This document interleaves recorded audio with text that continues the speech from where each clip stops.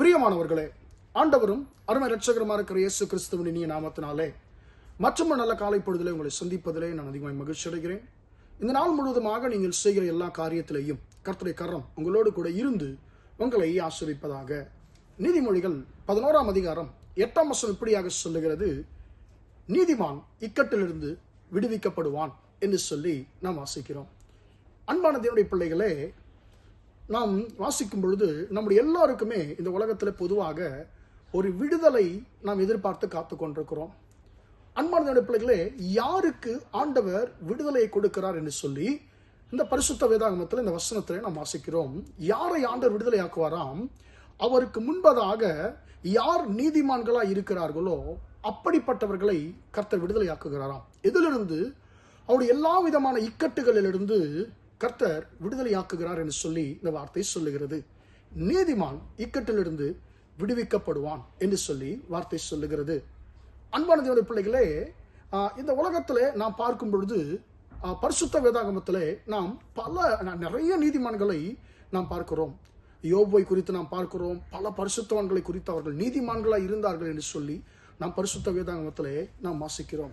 அன்பான தேவனுடைய பிள்ளைகளே, நோவாவை குறித்த வசனம் சொல்லுகிறது, நோவா தன் காலத்திலே இருந்தவர்களுக்குள்ளே நீதிமானும் உத்தமனுமாயிருந்தான் என்று சொல்லி பரிசுத்த வேதாகமத்திலே நாம் வாசிக்க முடியும். அன்பான பிள்ளைகளே, அந்த நீதிமானை கர்த்தர் எப்படியாய் ஆசீர்வதித்தார் என்று சொல்லி பார்க்கும் பொழுது, இந்த உலகம் முழுவதுமாக தங்களை தாங்கள் சீர்கெட்டு துன்மார்க்கமான வழியிலே அவர்கள் நடந்து கொண்டிருந்தார்கள்.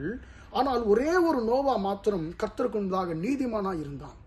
அப்படி நீதிமானாய் அவர் இருந்தபடினாலே அன்பானவர்களே, என்ன நடந்தது? கர்த்தர் ஒரு பெரிய ஒரு இக்கட்டுக்கு, இந்த உலகத்தினுடைய பேரழிவுக்கு அந்த நீதிமானுடைய குடும்பத்தை கர்த்தர் பாதுகாத்தார். அவர் இக்கட்டுகளுக்கு தப்புவித்தார் என்று சொல்லி நாம் பார்க்கிறோம்.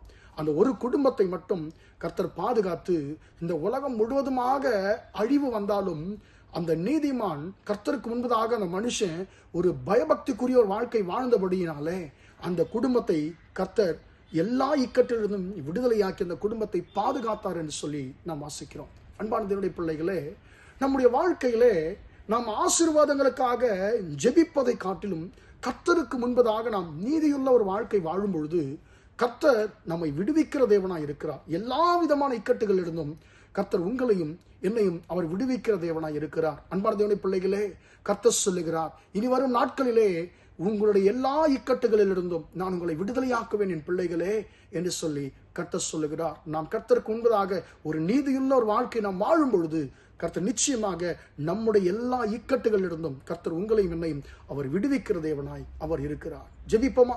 இரக்கமுள்ள தகப்பனே, உம்மை நன்றியோடு துதிக்கிறோம், ஸ்தோத்திரிக்கிறோம்.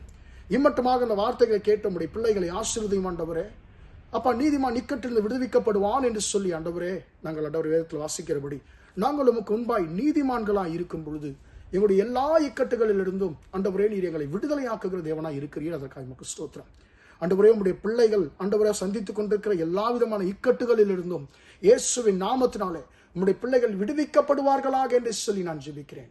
இயேசுவின் நாமத்தினாலே ஆண்டவரே ஸ்தோத்திரம். நம்முடைய பிள்ளைகள் செய்கிற எல்லா காரியத்திலேயும் ஆண்டவர் எந்த ஒரு இக்கட்டுகள் இல்லாமல் ஆண்டவரே நம்முடைய பிள்ளைகளை நிறைவாய் ஆசீர்வதிக்கும்படியாய் இயேசுவின் நாமத்தில் ஒப்புக் கொடுத்து ஜெபிக்கிறேன், ஜீவனுள்ள நல்ல பிதாவே. ஆமென், ஆமென். பிரியமானவர்களே, கர்த்தர் உங்களை ஆசீர்வதிப்பார். Praise the Lord, praise the Lord.